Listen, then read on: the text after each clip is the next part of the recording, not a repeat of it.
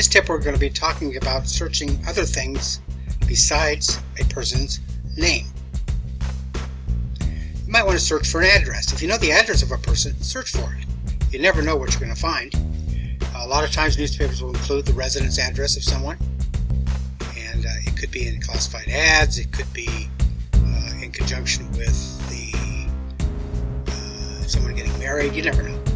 But make sure that when you do put in the address, if their address is 123 Elm Street, try 123 Elm with the full word street, S-T-R-E-E-T, but also try it with the abbreviation, S-T period. So that way you can pick up occurrences of that address regardless of whether the street, S-T period, avenue, A-V-E, lane, L-N. In either case, in any case, you'll be able to get all occurrences of those, because there was a lot of abbreviations used in older newspapers, and I've got another tip that talks just about abbreviations. So you might want to make sure that when you're searching for an address that you use both occurrences, the full name and the abbreviation.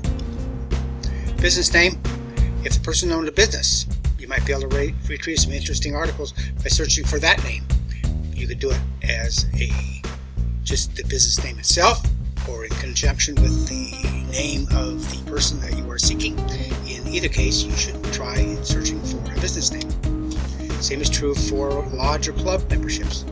For some reason, it seems to me anyway, that a lot of people in olden times, so to speak, belong to more clubs and lodges than people do now. And oftentimes they might have been officers of the lodge or club, the social chairman, the sergeant at arms, who knows what particular job they had at the lodge or club. So put in the name of the lodge, put in the name of the club, add the surname, or the name of the person you're seeking, and you'll be surprised what you might find. So it's true for occupations. A lot of people belong to unions. So if they're part of the plumbers union or the electricians union, you never know. But put in their occupation, because a lot of times articles will say John Smith, a plumber who resided on such and such a place. So John Smith in conjunction with plumber would lead you to that particular article. So make sure that you put their occupation in as an alternative search technique. Same is true for a school name or a team. People might have been part of an athletic team in school. They often publish graduation lists of the students who graduated, say, from 8th grade or from high school, and their names might be in a lot of lists relative to that. So try that one. They could even show up on a box score for a baseball game. You never know. Military unit, the same thing. A lot of times there were articles about military units, and so just joined such and such a military unit. So put in the military unit name. You might be surprised. You might find some information about one of your target persons just by putting in their military unit name. Same is true for hobbies or avocations. A lot of people, and still do, participate in competitions at the county fair or the state fair.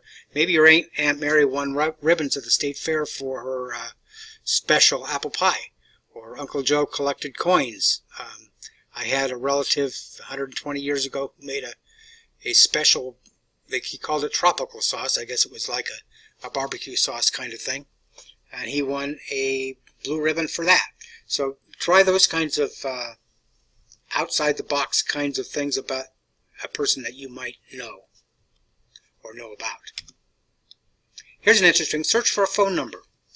If you happen to know the person's phone number, and you may not know it as a result of your own memory from that person that told you what it was, but it might have been in an article. Here's a situation. Celia Hyman was my grandmother, and this was, I think it was in 1910. She was looking for a job as a typist, and it has her phone number there, Piedmont 2988.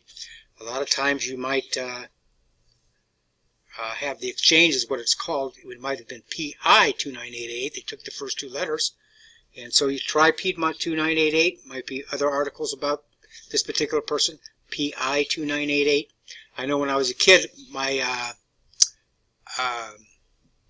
phone number was Elgin11696, so I could look via the search criteria at Elgin11696. Sometimes it was abbreviated to EL11696, and later on when the alphabetical ABCs were done away with and it was just numbers, it would have been 3511696, and of course even later it would be with the area code. So try searching for phone numbers. You might be surprised at what you might find.